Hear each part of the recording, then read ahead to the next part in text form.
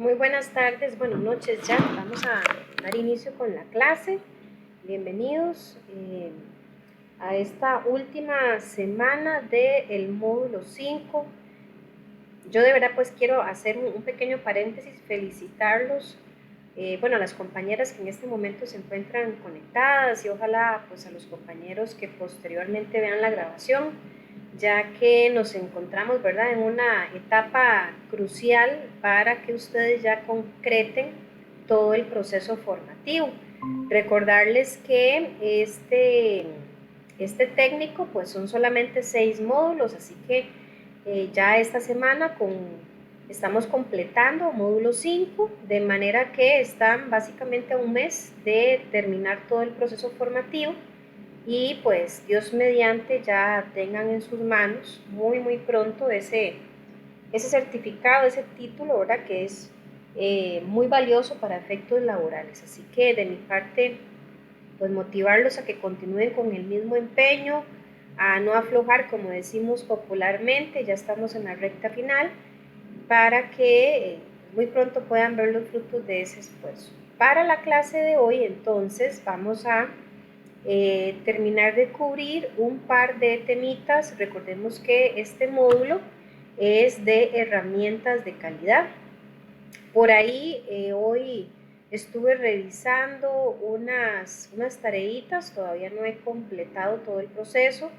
Me gusta siempre recordarles que pues aunque las tareas en buena teoría tienen una semana de tiempo para completarse, es bastante común que algunos estudiantes, por asuntos laborales, que son horarios generalmente bien complejos, pues no siempre pueden completar ese proceso en una semana. Así que yo, por un asunto práctico y de facilidad, por así decirlo, espero un poquito más, ¿verdad?, para efectos de revisar todas las tareas, todas las asignaciones, repito, por el asunto de que algunos se atrasan un poquito con la entrega. Ya sí, aclararles que para hoy, al ser la última semana, al finalizar la clase, ustedes van a poder tener acceso al examen final.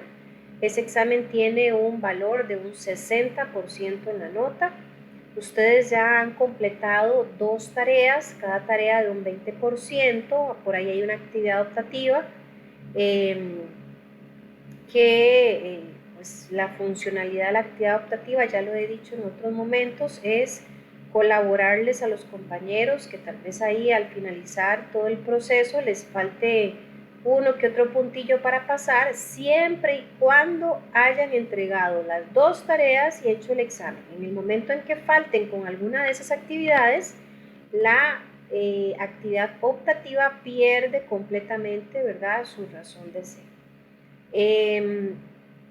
Es importante también, ¿verdad?, que cuando hacen tareas o inclusive la actividad optativa, por favor revisen los videos las veces que sea necesario. A mí me preocupa un poquito que de pronto por ahí algunos compañeros me dicen, es que no he podido terminar la actividad optativa porque no sé cómo hacerla. Entonces yo les digo, bueno, es que para hacerla tienen que ver la clase, porque si no están familiarizados con el tema, solo viendo la clase. Y pues me llama la atención que en algunos casos me han dicho, es que ya he visto el video varias veces y aún así no entiendo, ¿verdad? Pues es bastante complejo para mí docente que un estudiante me diga que después de ver una clase no la entiende. Si siempre procuro, ¿verdad?, ser bien detallado, bien específico todo el proceso, y que inclusive para los compañeros que sí se conectan porque tienen la facilidad de conectarse en vivo, cuando yo les digo, bueno, alguna consulta, alguna salvedad, y en su momento, cuando han habido dudas, pues se aclaran en el momento. Y pues sí es preocupante que aún viendo los videos de la clase me digan, no entiendo. Yo realmente ahí pues no les puedo colaborar porque pues literalmente lo que voy a hacer es repetir lo que está en el video. Así que para que eso lo tengamos presente, ¿verdad? Ya sería algo que me digan, es que usted no explicó un paso, y ahí sí es cierto que yo tendría, por supuesto, que atender la consulta, pero si es algo que está explicado paso a paso, Yo lo que recomiendo es que vuelvan a ver el video 3, 4, 5 veces, que le presten bastante atención, que ojalá eviten cualquier distracción para que no pierdan el hilo del proceso, pero sí ya no puedo hacer más nada, ¿verdad? Bueno, dicho eso, entonces, al estar a una semana de completar el proceso de este módulo 5, sí les voy a pedir que si alguien aún así está pendiente de entregar alguna tarea, ya el plazo se vence por completo, ¿verdad? A partir de hoy en 8, si Dios lo permite, ya no hay más tiempo para entregar ni tarea ni examen. Y hago una salvedad porque algunos son muy vivillos. Ahorita le doy la palabra a Tatiana. Algunos me dicen, profe, pero usted dijo que deben 8, así que si yo se lo puedo entregar a la medianoche, aún es válido. Bueno, voy a ser muy clara en esto. El tiempo límite para entregar tareas pendientes y el examen va a ser de hoy en 8, que específicamente es 14 de junio a las 6 de la tarde. No voy a revisar nada que se pase de las 6 de la tarde, con la pena del mundo, porque lamentablemente pues uno a veces, por ser digamos que un poquillo flexible o colaborarles, no falta, ¿verdad?, algún compañero o compañera que se pone, digamos, un poquito complicado y me exige a mí, ¿verdad?, subir notas a horas específicas, y yo, aunque les externo, mire, es que estoy dando chance al resto del grupo, pues se molestan, se enojan, y pues la administración a mí me recomendó, no, aquí el asunto es hacer parejo para evitar conflicto de intereses, así que lamentablemente, como dicen por ahí, ¿verdad?, pagan justos por pecadores, así que de hoy en 8 a las 6 de la tarde cierro por completo todas las entregas, no recibo nada, lamentablemente les tengan las situaciones que tengan, no voy a aceptar nada después de las 6 para poder subir las notas sin ningún atraso de forma pareja, es decir, para todo el grupo, para que esto por favor lo tomen en consideración. Muy bien, Tatiana. Buenas noches, profe. Una consulta. Es que Claro. vieras que, bueno, yo semana a semana he entregado los trabajos, pero no me salen como revisadas. No sé si será que Uh-huh. aún no le ha puesto la calificación o qué será. Sí, correcto, es esto que mismo que estoy explicando. Uh-huh. Ah, ok, que está bien. Muchísimas gracias. Eso sería. Con todo gusto. Ahí, digamos, el particular, Tatiana, como decía hace un momentito, es que, a ver, si yo me pongo a revisar tareas, por ejemplo, usted viene y me la envía hoy, con todo gusto se la reviso hoy, pero resulta que en 15 minutos me llega otra tarea de, por decirles algo, Marisela, que está aquí conectada. Me pongo a revisar la tarea 15 minutos después. Media hora después me llega la tarea de Javier. Me pongo a revisar la tarea de Javier. Y esto vieras cómo pasa, ¿verdad? En un día puedo recibir 3, 4, 5 tareas, al día siguiente en la misma, eh, digamos que lógica que estoy explicando, y como yo se los externé en un principio, pues digamos, yo laboro para IPEA en un horario de 6 de la tarde a 9 de la noche.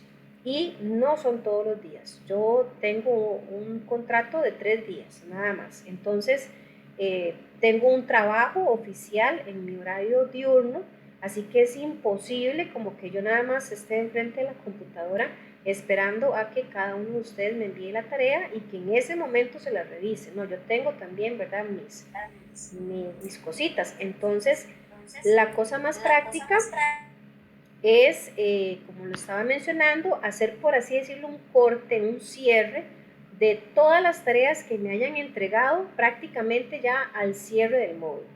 Porque ahí contemplo entonces la gente que se atrasó, la gente que por A o por B no la pudo entregar a tiempo, y la fecha límite que estoy mencionando es entonces de hoy en 8, 6 de la tarde, no recibo nada posterior a esa fecha, porque ya sería ya demasiado, ¿verdad? En otros módulos había dado inclusive un poquito más de tiempo y más bien, pues así, disculpen la palabra, salir rascando, ¿verdad?, con la jalada de orejas que me dieron porque algún compañero se quejó y dijo que yo no subí las notas al cierre del módulo. a pesar de que uno lo hace, repito, pues con el interés de colaborarles a todos, pero bueno, ya para que a mí no me vuelvan a jalar las orejas, va parejo el asunto, ¿verdad? Lamento mucho por los compañeros que no van a poder entregarlo a tiempo, ni modo. Si tienen suerte les va a dar la nota y van a pasarlo, y si no tienen suerte van a tener que repetir el módulo, pero ojalá que no sea el caso, ¿verdad? Así que Tatiana, mucha calma. Yo más bien inclusive espero que en el transcurso de esta semana pues empezar a hacer esas revisiones, porque ya tarea 1 y 2 ya tiene varias semanas de haberse concretado el tiempo. Ahí algún compañero que esté pendiente, pues sería la excepción para de hoy en 8 más tardar, ¿verdad? Así que de esa manera entonces vamos a trabajarlo, ¿verdad? No sé si alguien de pronto tiene alguna consulta o algún comentario. Si no, pues para arrancar directamente, ¿verdad? Con la temática de hoy. Ahí de pronto alguien tal vez me puede confirmar si está observando la pantalla de la presentación.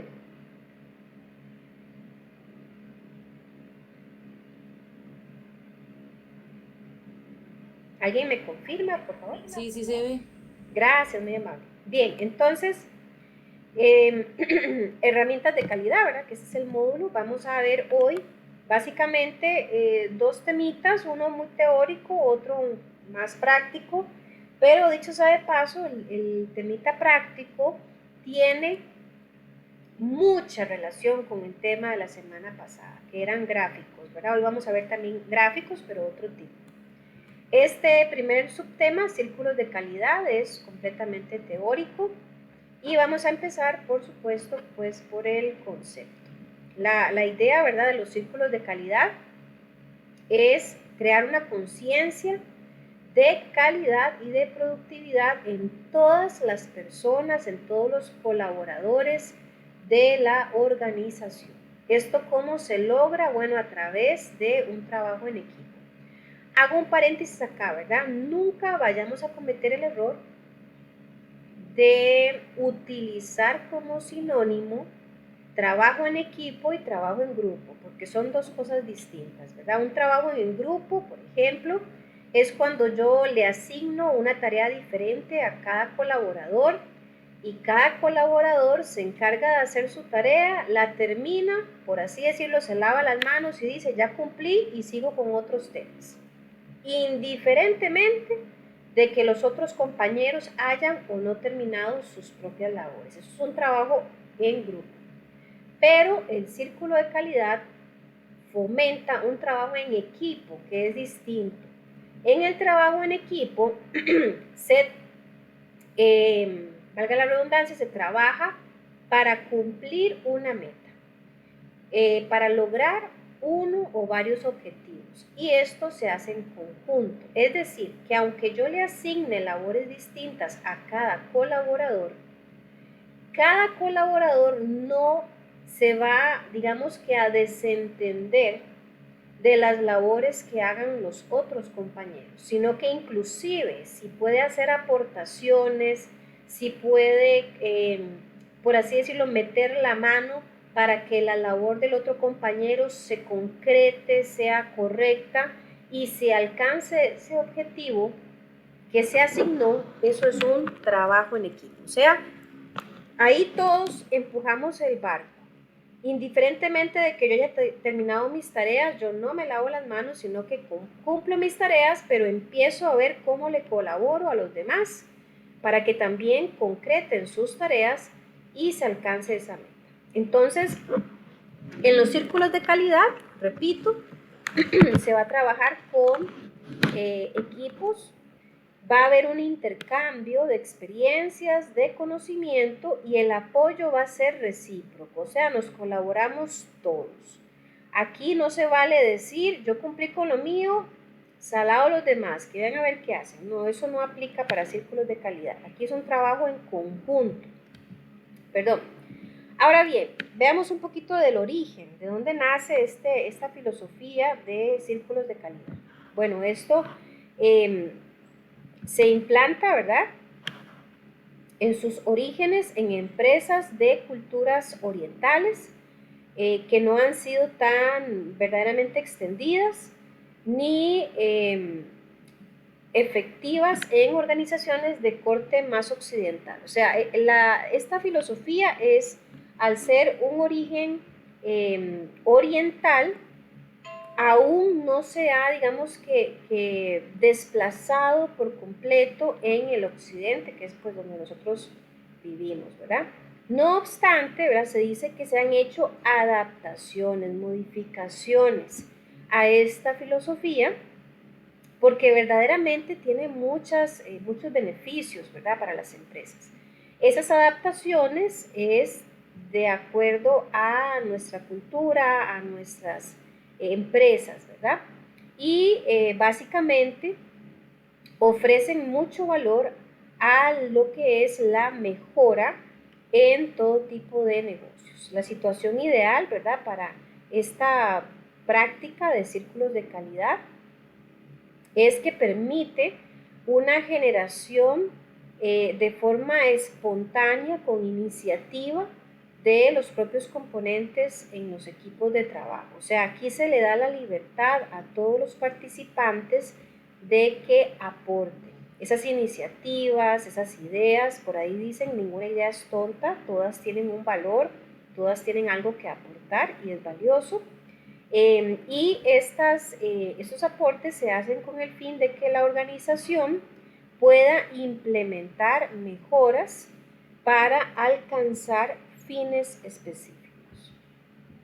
Algunas características de los círculos de calidad. Primero, generalmente se utiliza o se aplica con grupos pequeños, de manera que sea más fácil la participación, ¿verdad?, de cada uno de sus miembros. Se habla de 4 hasta 15 miembros o participantes.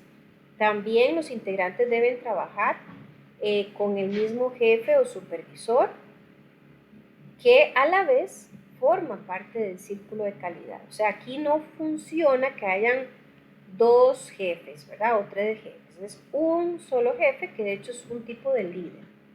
Todos los miembros deben laborar en el mismo departamento o área de trabajo, y la participación tiene que ser voluntaria, ¿verdad? Se van a hacer reuniones fuera de horario de trabajo, por eso es voluntario, y aquí pues tiene que haber un compromiso, un tema de que el personal se sienta parte de la organización, porque para nadie es un secreto que cuando a uno le dicen quédese un poquito más después de su horario, pues la mayoría de la gente hace mala cara, ¿verdad? Y aquí es donde se necesita ese compromiso, ese interés de hacer un poco más allá de lo que se tiene ya previsto hacer. Algunos beneficios de los círculos de calidad, por ejemplo, la mejora en la calidad de los productos y en la productividad de la empresa. Se reducen los costos, hay una promoción de la satisfacción del personal por su trabajo, hay un autodesarrollo del personal, hay una creación de conciencia, de calidad y productividad, y en términos generales todo esto mejora las relaciones humanas, que esto es algo vital en todos los negocios. Ambientes de trabajo que hoy llamamos tóxicos, ¿verdad? Esa palabrilla que está muy plantada hoy en día, pues son ambientes poco productivos, ambientes conflictivos, difíciles, que no avanzan, que solo generan atrasos. Y el círculo de calidad, por el contrario, necesita un entorno totalmente diferente. Ese trabajo en equipo, ese involucramiento del personal, como le dicen a uno, que todo el mundo tenga la camiseta puesta del negocio, que si hay que quedarse un poquito más, pues nos quedamos, no pasa nada, pero también hay una reciprocidad por parte del empresario o de la organización, buscando algún tipo de retribución no económica en los colaboradores, sino más bien de reconocimiento. Recordemos que las personas pues no solamente nos vamos a sentir motivadas cuando nos aumentan el salario, sino que el nivel de motivación muchas veces es alimentado por ese reconocimiento que se le da a la voz del empleado. Un empleado que siente que es escuchado, que considera o que siente que su voz tiene valor en la empresa, Generalmente es un empleado que está muy comprometido con el negocio y que verdaderamente tiene interés en participar y en colaborar. Ahora bien, algunas etapas, ¿verdad?, de la operación de la aplicación de los círculos de calidad, podemos decir que a nivel de empleados, ¿verdad?, es importante que se identifique, que se analice y que se presenten soluciones de algún problema que se haya observado a la gerencia. Esa es la primera parte. Los empleados observan, identifican y proponen. Como una segunda etapa, ya esto sería en la parte gerencial, es que acoja o que acepte o que reciba, ¿verdad?, las sugerencias que los colaboradores le dieron, las estudie y posteriormente, si son buenas propuestas, sean aprobadas e implementadas. Perdón. Ahora bien, propiamente, ¿verdad?, si lo queremos ver más en detalle, en la parte de el involucramiento de los colaboradores, podemos decir que esa parte se puede detallar con los siguientes pasos que vemos en pantalla. Se puede seleccionar el problema, ¿verdad?, que se quiere resolver o mejorar, alguna situación que no es la más idónea. Se va a definir, se va a establecer la situación actual del problema, se va a analizar ese problema, se van a recolectar datos, porque sin datos no podemos verdaderamente hacer nada. Los datos tienen que ser recolectados, se tienen que definir alternativas o soluciones para poder hacer frente a esa situación observada. Se va a desarrollar un plan de implementación, o sea, vamos a decir qué vamos a hacer, cómo lo vamos a hacer, cuándo lo vamos a hacer. A través del plan se va a poder ejecutar, se ejecuta el plan en sí y una vez ejecutado se van a evaluar los resultados, porque a veces hay cosas que en papel se ven muy bonitas, pero a la hora de aplicarlas en la práctica tal vez no sean tan funcionales. Y hasta que se pone en práctica es donde se evalúa si el plan estaba bien elaborado, si necesita algún tipo de modificación o algún ajuste, pero recordemos que al final lo que se busca es mejorar, corregir o resolver una situación. Y una vez que este plan se ejecuta, si se considera que los resultados son favorables, podemos decir que se tiene bajo control esa situación y que se logró mejorar. Ahora bien, el uso, ¿verdad?, del ciclo va a tomar en consideración o utiliza más bien como base las normas ISO. Entonces, al hablar de círculos, vamos a hablar de un proceso que se repite, ¿verdad? Entonces aquí vamos a tomar en cuenta al menos 4 etapas o 4 aspectos vitales que son actuar, planificar, hacer y verificar. Entonces, en actuar es donde vamos, lo leí al revés. Vamos a iniciar por planificar, ¿verdad? Sería la primera etapa. En planificar vamos a establecer objetivos, acciones, indicadores, métodos. Aquí vamos a establecer qué vamos a hacer y cómo lo vamos a hacer. De hecho, en administración de proyectos se dice que el 80% del éxito de un proyecto radica en el tiempo de planificación. Es decir, que si un proyecto falla es porque la planificación estuvo muy débil, ¿verdad? No fue concreta, no fue robusta para poder hacer frente a todas las situaciones que se presentaron en el proceso. La siguiente etapa es hacer.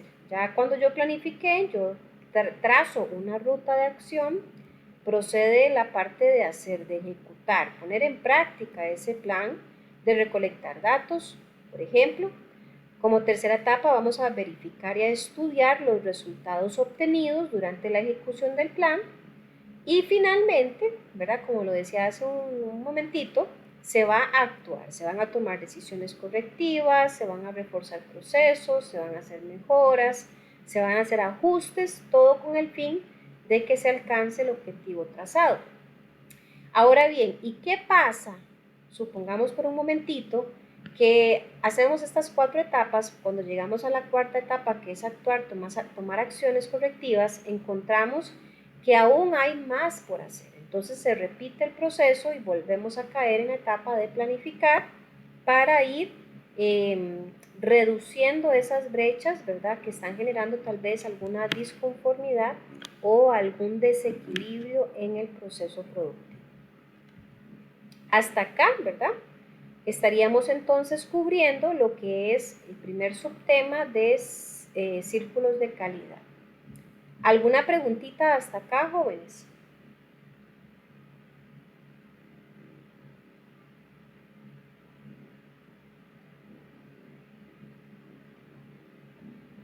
Bueno, vamos con el segundo subtema, lo que les dije al puro inicio, ¿verdad? Sobre que era un temita práctico y que tenía completa relación con el tema de la semana pasada. La semana pasada vimos unos gráficos, hoy vamos a ver en sí gráficos estadísticos y algunos otros tipos que también son utilizados en la industria. Estos gráficos son un poquito más generalizados, ¿verdad? No son tan detallados o tan técnicos como los de la semana anterior, pero igualmente pues, son herramientas muy funcionales. Ahora, los gráficos en sí son formas muy simplificadas, muy eficientes de representar datos y de una forma visual, ya ustedes lo vieron. Se dice, ¿verdad? Por ahí que un gráfico habla más que 1000 palabras. A veces estar leyendo una prosa ahí de 2, 3, 4 párrafos, de pronto uno a veces tiene que hasta releer para no perder el hilo o la idea del texto. Mientras que con un gráfico, pues con un vistazo uno puede dar un análisis muy completo de toda la información que ahí está representada. Estadísticamente hablando, ¿verdad? Los gráficos son una herramienta clave al momento en que uno recolecta datos y quiere evidenciar alguna situación. Ahora, hay diferentes tipos de gráficos. Como les decía hace un momentito, están, por ejemplo, los gráficos circulares, los lineales y los de columnas. Los de columnas se clasifican en dos, columnas simples y comparativas. Bueno, por lo menos voy a decirles que esta información es bastante básica. Si quisiéramos ahondar, hay muchísimos más gráficos, pero por lo menos para nosotros o para efectos prácticos, vamos a conocer solamente estos. En la semana pasada trabajamos, ¿verdad?, con el tema de Pareto, básicamente con gráficos de columnas o lineales o una mezcla de ambos. Ahora, la estadística descriptiva, ¿verdad?, es pues una ciencia bastante integral porque toma en consideración varios estudios o varios enfoques. Ahora, la estadística descriptiva, como lo dice su nombre, describe, ¿verdad?, visualiza, resume datos de algún fenómeno que se esté estudiando. Y al resumirlos, pues generalmente va a buscar esas situaciones que se están presentando y es muy común, ¿verdad?, que se utilicen algunas mediciones como la media y la desviación estándar, que son bastante comunes a la hora de graficar. Se pueden utilizar gráficos de todo tipo, histogramas, pirámides poblacionales, gráficos circulares, entre otros, para específicamente representar esos datos que se recolectan. Ahora, vamos a enfocarnos en gráficos circulares. Los gráficos circulares tienen muchos nombres. Se le llama así, se le puede llamar gráfico de pastel, gráfico de tarta, de torta, gráfico 360 grados, etc. Pero en sí, pues tienen la forma que ustedes ven en pantalla y se utiliza generalmente para representar porcentajes y proporciones. El número, ¿verdad?, de elementos comparados dentro de un gráfico circular suelen ser de más de 4, aunque esto no es una regla. Yo puedo hacer perfectamente un gráfico de 2 valores nada más, que quisiera representar, pero vale la pena, ¿verdad?, entender que este tipo de gráfico es muy usado, es muy fácil de hacer y de interpretar. Vamos a ver un ejemplo. Vamos a suponer, ¿verdad?, que se va a construir un gráfico en el que vamos a representar las, ¿cómo se dice esto? Las formas más comunes en las que se puede observar información o recolectar información, o pensémoslo tal vez de pronto cuáles son los hobbies más, más escogidos, digamos, por una población en su tiempo libre. Y vamos a suponer que se va a considerar visitas al cine, escuchar radio, ir al teatro o ver televisión. Entonces, lo primero que tenemos que tener presente ahí son la información que queremos graficar. En este caso, vamos a graficar cuántas personas prefieren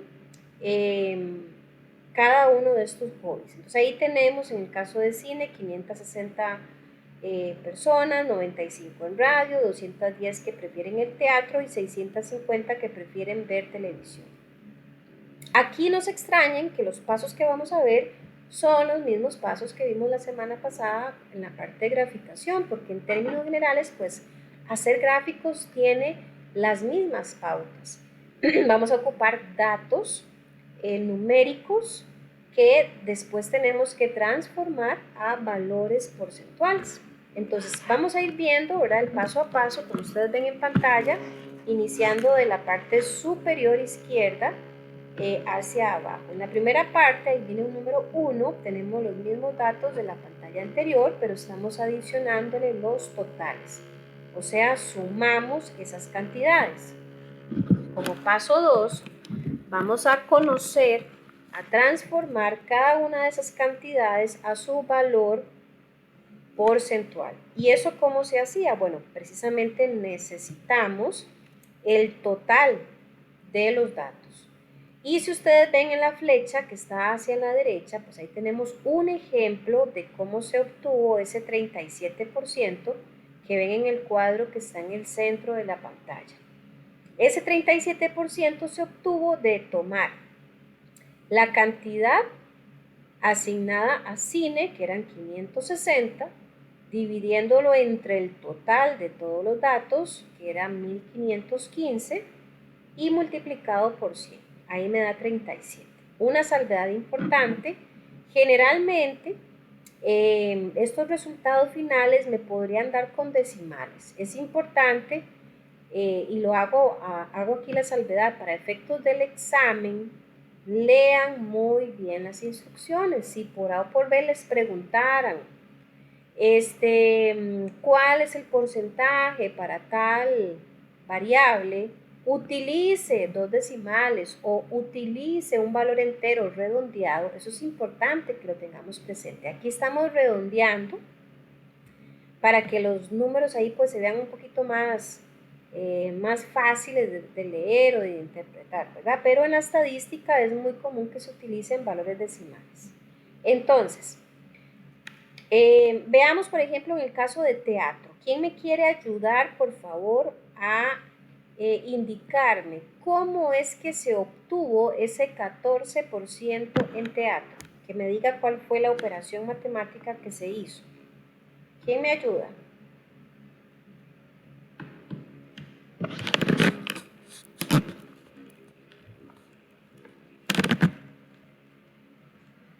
¿Quién me colabora, por favor?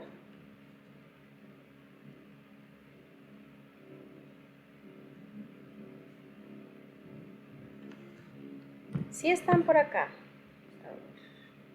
Aquí tengo a 6 personas conectadas. Tal vez alguna de esas 6, por favor, me ayuda. ¿Cómo es que se obtuvo este 14% en teatro?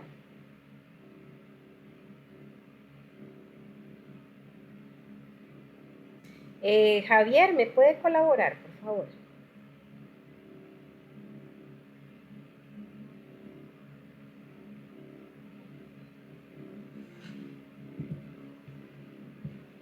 ¿Sí me están escuchando, muchachos?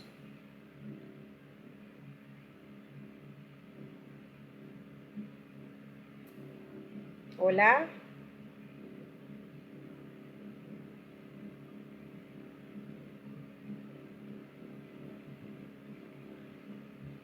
Bueno, qué extraño que no estén atendiendo ahí al llamado. Ok, bueno, para el 14%, ¿verdad? Lo que se tuvo que haber hecho fue tomar 210, dividirlo entre 1515 y multiplicarlo por 100. Ahí salía el 14%.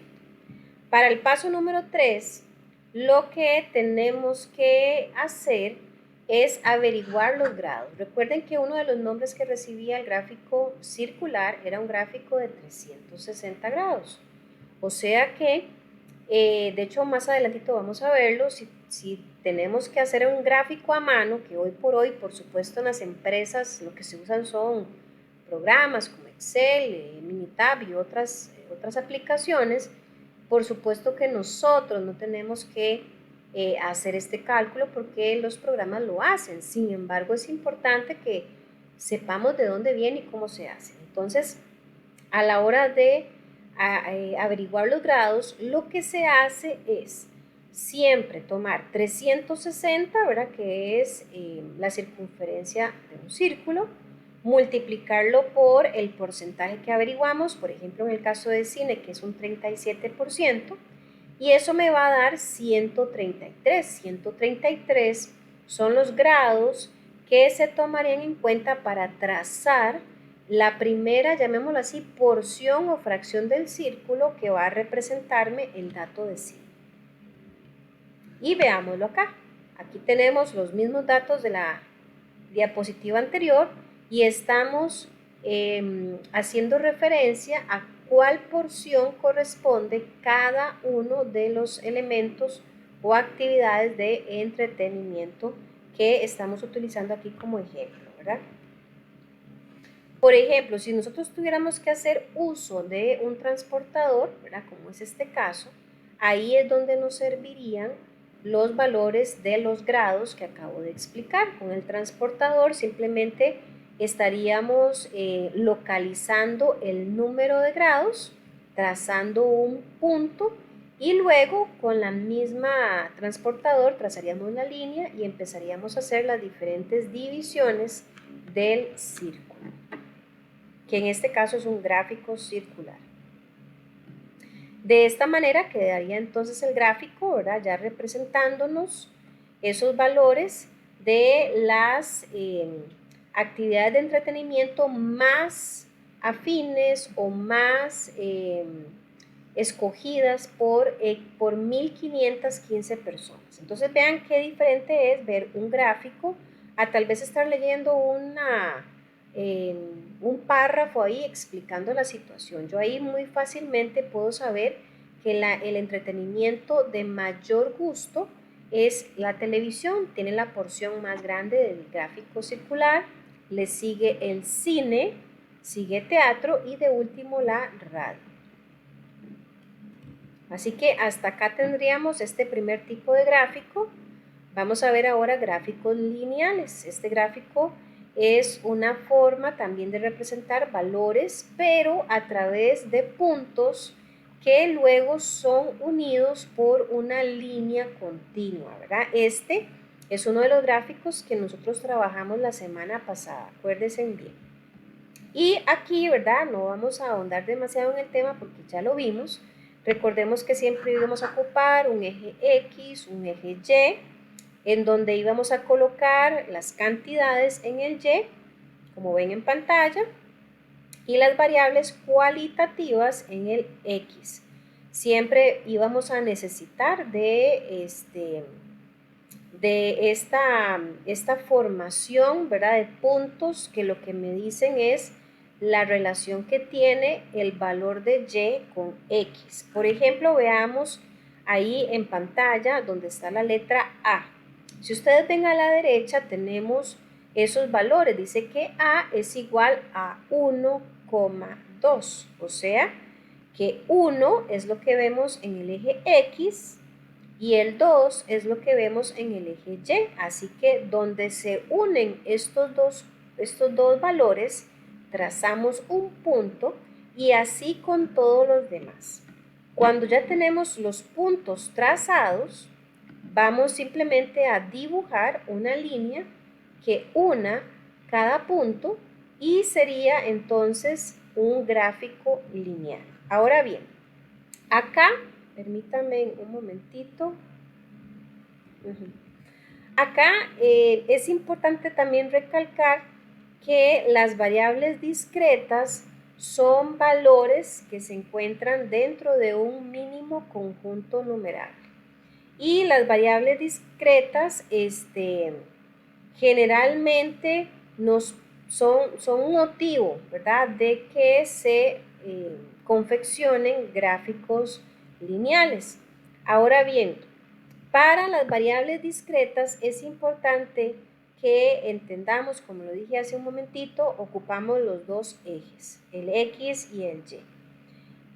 Yo la semana pasada me acuerdo muy bien que les había dicho a la hora de confeccionar gráficos que era recomendable que cada vez que ustedes de pronto se ponen a hacer, digamos, si lo hacemos a mano, ¿verdad?, el dibujo de los gráficos y empezamos a poner los valores en X y en Y, yo les pedía que utilizaran la misma proporción, es decir, que lo hicieran, qué sé yo, de 1 en 1, de 2 en 2, de 10 en 10, pero que no mezclaran, es decir, que yo no haga, por ejemplo, aquí en pantalla, si ustedes ven el plano para graficar que está en el centro, en la parte de arriba, en el eje Y tenemos los valores que van de 0 hasta 10 y aquí van de 2 en 2, 2, 4, 6, 8, 10, o sea que hay una misma proporción.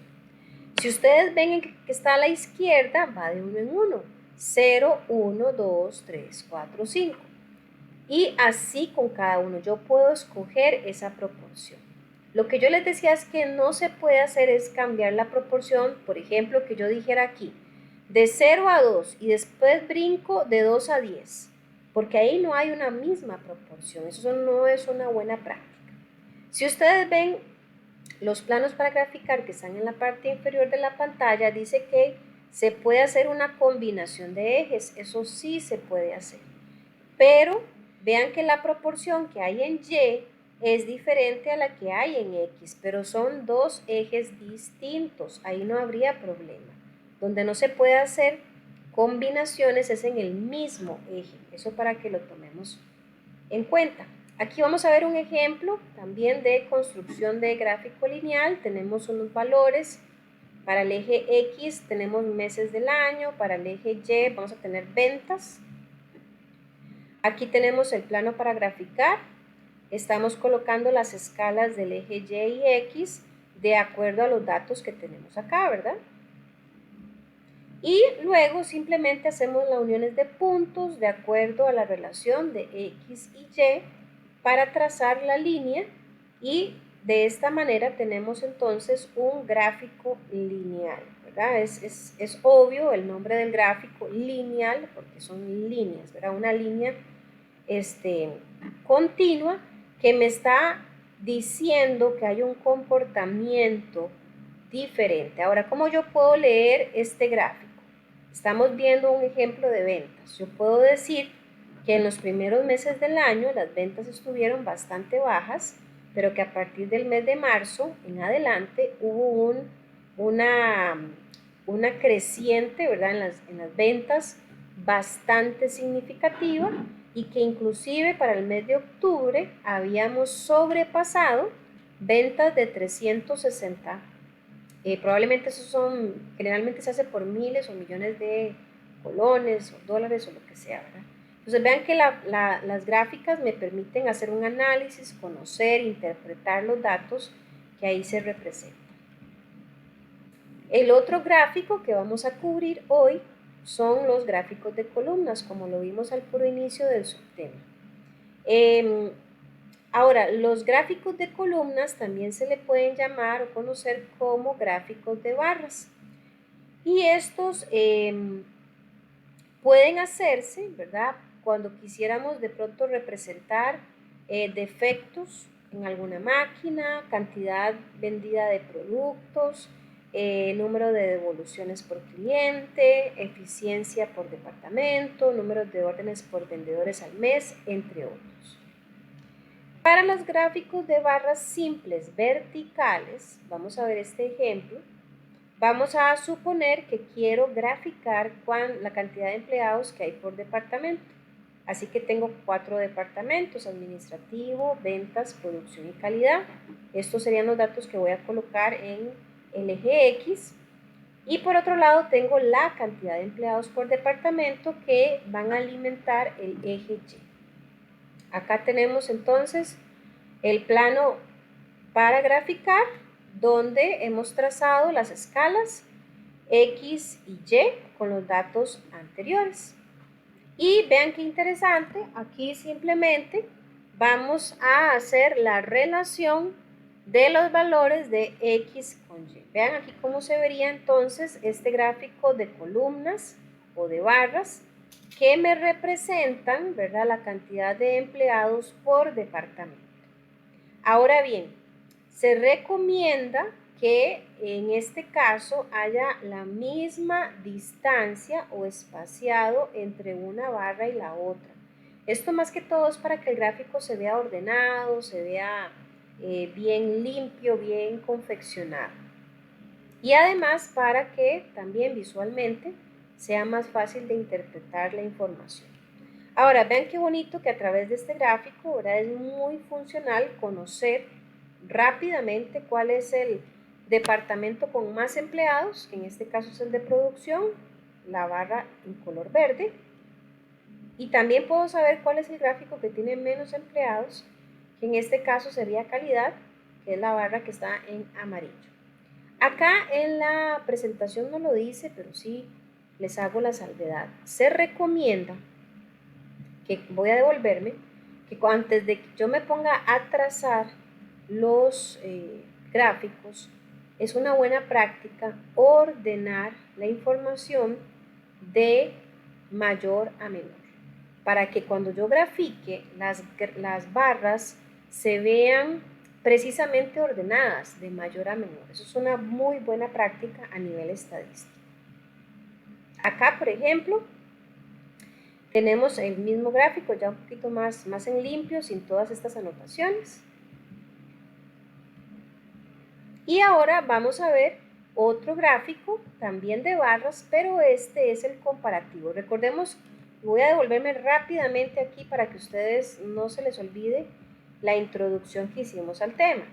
En este esquemita, vean que ya vimos gráficos circulares, los lineales, estamos con columnas, ya vimos los simples, nos faltan los gráficos comparativos, que es el que vamos a iniciar ahora. Okay, gráfico comparativo, ¿para qué es? Bueno, vean que la misma palabra me lo dice, para comparar. Entonces yo tengo diferentes variables que se comportan distinto y quiero comparar esos comportamientos. Veámoslo con un caso en concreto. Vamos a suponer que yo quiero conocer cuál es el comportamiento que hay entre un turno y otro turno. Entonces tenemos 4 departamentos: Viking, Orion, Dynamic y Super Steve. Y tenemos 2 turnos de trabajo en cada uno de estos departamentos. Yo quiero ver cuál es el comportamiento de los 2 turnos. Así que vean que en este caso tengo 2 columnas con 2 valores numéricos, porque necesito la información del turno A y del turno B. Acá tenemos el plano para graficar, nada diferente. Vean que tenemos en el eje Y los valores que hacen referencia a los turnos y en el eje X el nombre de los departamentos. Estamos adicionando a la izquierda una particularidad que son las etiquetas. Las etiquetas, yo les puedo poner un color para representar cada variable. Entonces, por ejemplo, para el turno A le estoy poniendo un color azul y para el turno B estoy colocando un color naranja, ¿verdad? Eso también hace mucho más fácil la diferenciación entre un turno y otro. Acá hacemos el mismo procedimiento de construcción de gráficos, simplemente empezamos a trazar las barras o columnas de cada turno, es decir, voy a empezar a hacer, por ejemplo, el turno A, que son las que están en color azul, luego hago las del turno B, que son en color naranja. Y quiero que observen una particularidad de estos gráficos comparativos. Las barras que se están comparando tienen que estar pegaditas, pero entre un par de barras y el otro sí tiene que haber un espaciado, porque aquí la idea es que yo estoy comparando turno A y B, por ejemplo, de Viking, que es un departamento, hay un espacio, hago la comparación otra vez del turno A y B, pero ahora del departamento Orión, y hago un espacio, y así sucesivamente. Esto es un asunto de orden, de estética, y también de que visualmente se pueda interpretar la información de forma clara y sencilla, como se observa aquí ya sin anotaciones. Entonces, ¿yo qué puedo decir de este gráfico?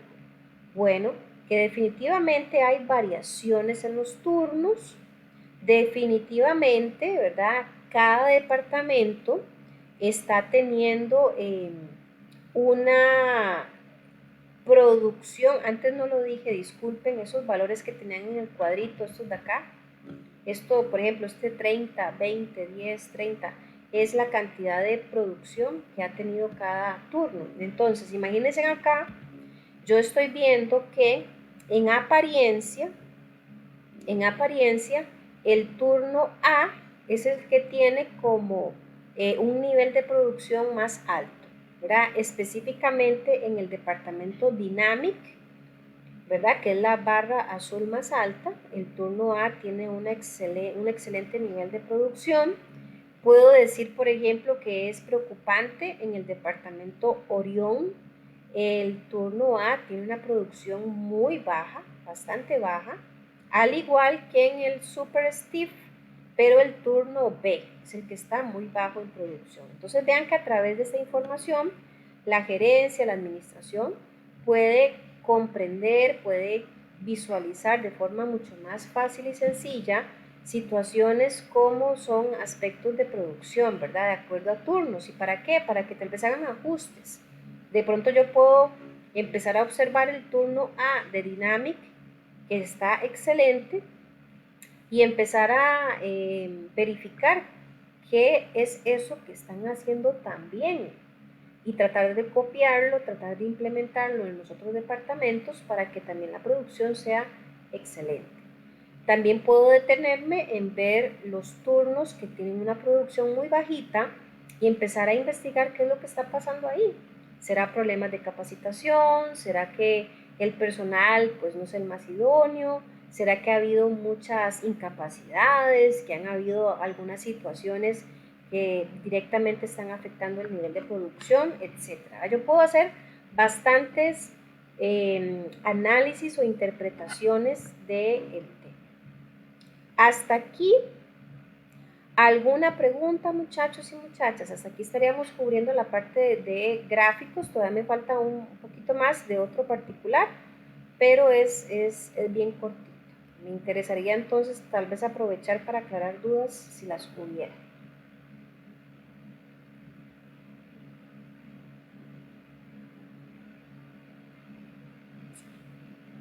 ¿Estamos bien entonces, jóvenes?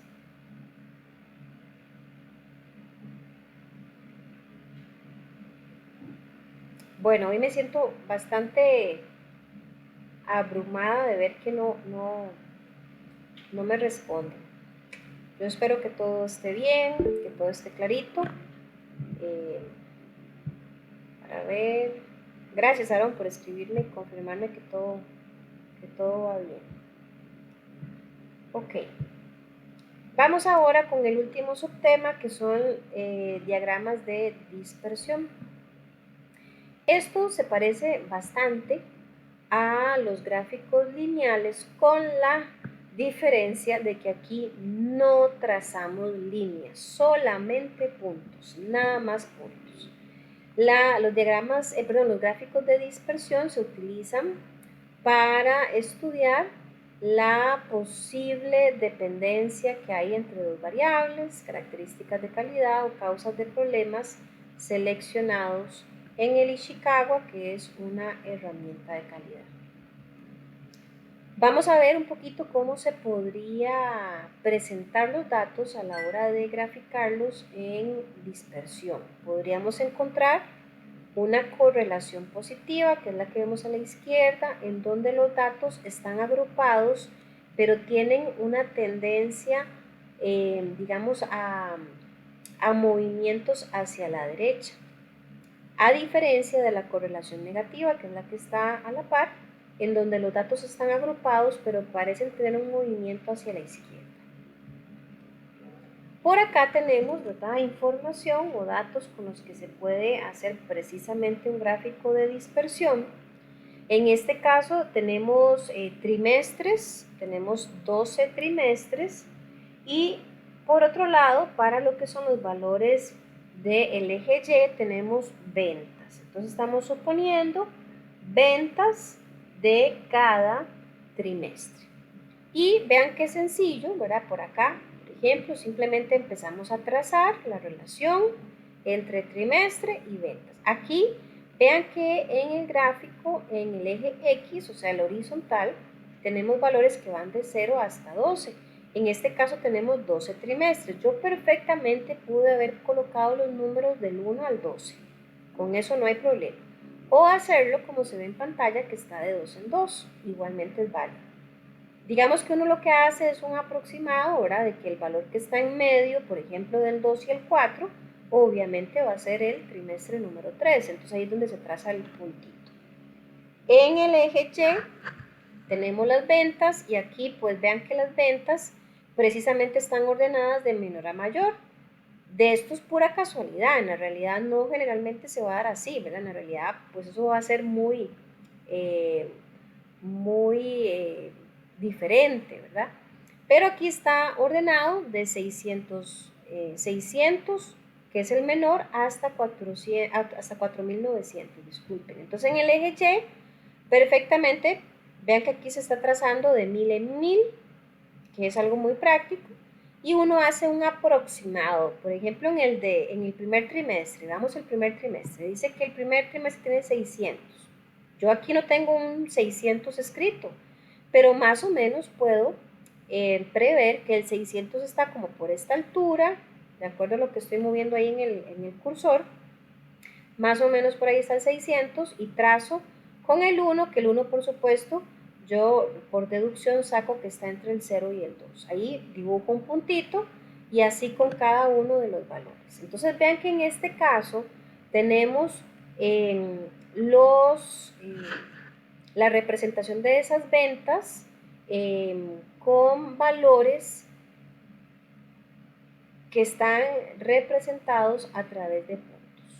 Ahora bien, veamos esto por acá. Aquí nosotros vamos a aplicar una... permítanme un segundito para ver qué es esto que puse aquí.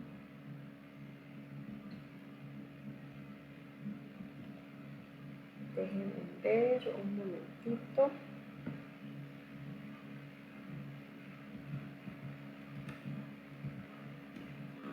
Sí. Muchachos, denme un segundito, que es que me están aquí haciendo una pregunta. Por favor, denme un momentito. Disculpen, por favor, qué pena con ustedes.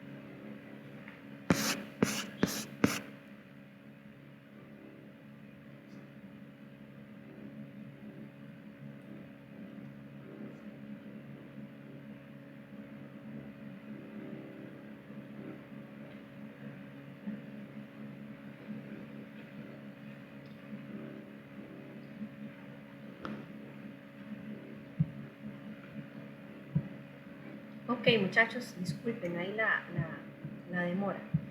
Entonces, como les estaba diciendo, ¿verdad? Acá simplemente hacemos el dibujo, por así decirlo, de los puntos que hacen relación con los valores de X y Y.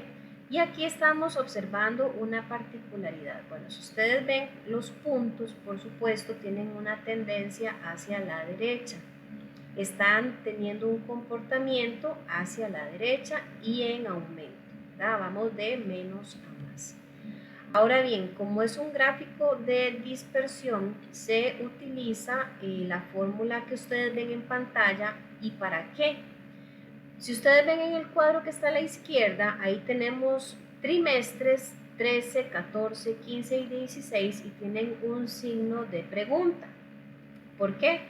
Porque precisamente este tipo de gráfica me permite a mí pronosticar, y hago la salvedad. ¿Qué es pronosticar? Pronosticar es básicamente, digamos que adivinar entre comillas. O sea, yo me puedo adelantar, puedo hacer una proyección de algo que puede ocurrir con base en información que ya está debidamente recolectada, que ya es real. O sea, yo puedo decir, bueno, si en los primeros 12 trimestres del año hemos venido viendo un comportamiento donde las ventas están aumentando, con esa información que ya ocurrió, que es real, yo puedo hacer una proyección, puedo hacer una estimación de que en adelante es muy probable que esto siga ocurriendo. Entonces, yo puedo aplicar esta fórmula que ustedes ven en pantalla, y la fórmula en sí me va a decir cuál sería ese posible pronóstico, me va a decir eso que se proyecta va a ocurrir. Repito, o sea, yo me estoy adelantando a los hechos a través de este gráfico. ¿Y qué pasa acá? Si ustedes ven en la pantalla, ¿verdad? Que aquí tenemos estas constantes de A más B por X. Esta X precisamente responden, ¿verdad?, al valor del trimestre 13, 14, 15 y 16. Aquí se está haciendo una estimación del 96% de proyección, que es probablemente muy cercano a la realidad. O sea, es muy poco probable que yo diga, yo garantizo que el 100% de lo que yo estoy por decir vaya a ocurrir. Es muy difícil, ¿verdad? Porque hay cosas que pueden ocurrir y se salen totalmente de mi control y van a desajustar esa proyección. Pero yo sí puedo trabajar con un margen de error, por así decirlo, y decir que trabajamos con un 96% de confianza, que es bastante bueno realmente, ¿verdad? Nos estamos acercando a algo muy, muy probable.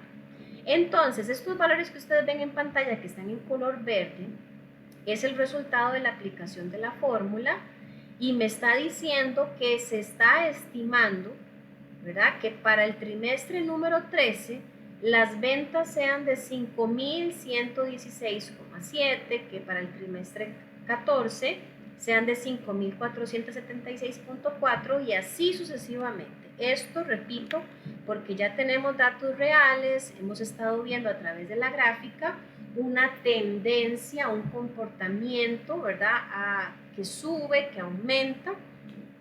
Y estadísticamente hablando, nosotros podríamos inclusive aplicar ese tipo de conocimiento para todo tipo de áreas, ¿verdad? Por ejemplo, si ustedes recuerdan, aquí cuando yo leía al principio el concepto de dispersión, decía que esto me permite estudiar la posible dependencia entre dos variables, características de calidad o causas de problemas. El ejemplo que yo acabo de exponer tiene que ver con ventas, pero esto lo podríamos aplicar, por ejemplo, a defectos en piezas encontradas, por ejemplo, en una línea de producción, que si estamos viendo que esta cantidad de defectos está en aumento, pues yo podría hacer una proyección de que va a continuar con esa conducta si no se hace algo previamente. Entonces el gráfico de dispersión, repito, Es un gráfico que me va a permitir conocer el comportamiento de una o dos variables a lo largo de un periodo de tiempo. Eso para que lo tengamos en cuenta. Entonces vean que para hoy, ¿verdad? Fue una clase bastante, digamos que cargadita, llamémoslo así. Círculos de calidad, vimos lo que fueron los diferentes gráficos, ¿verdad? Circular, lineal, los de barras, sus tipos y finalmente los diagramas de dispersión. Y con esto, ¿verdad? Estaríamos entonces cubriendo la información o la temática que estaba pues pendiente de ver para este módulo. ¿Alguna pregunta? ¿Alguna consulta? Recordarles que para hoy no hay tarea, lo que tenemos va a ser el examencito que en un momentito lo habilito. Dígame, Aaron. No, todo por el momento bien. Bueno, excelente, gracias, Aaron, por confirmar. El examen está bastante sencillo, son 40 preguntas de marcar con X, bueno, de selección única, más bien dicho, donde vamos a evaluar la materia de las 4 semanas. Recordarles si hubiera alguna situación ahí extra o fuera más bien de lo normal, por favor me lo informan por correo electrónico. He estado teniendo algunas dificultades, no sé qué será el asunto de la plataforma, que algunos compañeros me han dicho, profe, es que yo le escribí y yo reviso el correo electrónico, yo no tengo ningún correo electrónico, me mandan pantallazos, por supuesto, de la evidencia de eso que ellos me están diciendo, pero he estado observando que creen que me escriben un correo electrónico y están escribiendo en la plataforma de Classroom. O sea, ahí me escriben un comentario, me ponen un mensajito, pero desde el Classroom. Y pues yo les he dicho a los compañeros que si son dudas específicas, mejor por correo electrónico, porque la plataforma del Classroom, pues ya les digo, yo las reviso solamente cuando voy a chequear tareas y después creen que es que yo los estoy ignorando, no es el caso. Entonces, por favor, por correo electrónico. Si no hay más consultas, si no hay comentarios, muchachos y muchachas, sería entonces todo por hoy. Estén pendientes del examen. Me parece que ya lo habilité, ya quedó habilitado ahí. Y estamos en contacto. Dios primero, ya hoy en 8 nos estaríamos viendo para arrancar con el último módulo de este programa. De mi parte, muchísimas gracias y que tengan buenas noches.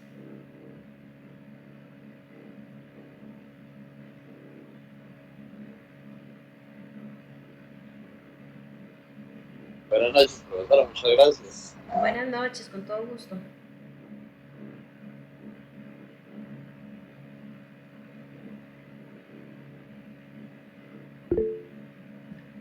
Dígame, Javier.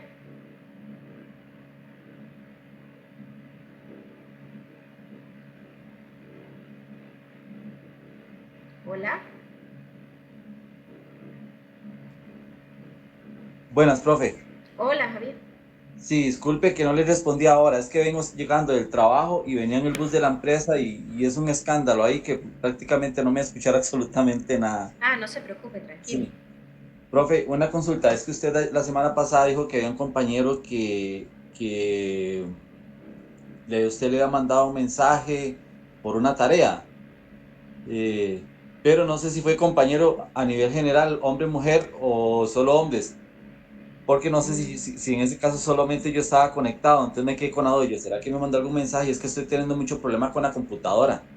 Entonces, no sé si fue que me mandó algún mensaje, y es capaz que me mandó algún mensaje y no lo he visto, no lo he podido ver. Pero, ¿un mensaje de qué? ¿No se acuerda de qué era? Sobre una tarea, es que usted dijo que había una persona que le había mandado la tarea en blanco, que Ok. supuestamente... No, digamos, fue un compañero, pero fue si no me equivoco, fue un varón, pero no era usted. Ah, bueno. Y yo le escribí directamente, pero en la plataforma, ahí le puse que me había mandado el archivo en blanco. Ah, bueno, no, perfecto, Ujú. profe. Sí. Sí. Bueno, muchas gracias, profesora. Bueno, con mucho gusto. Buenas noches. Hasta luego, buenas noches.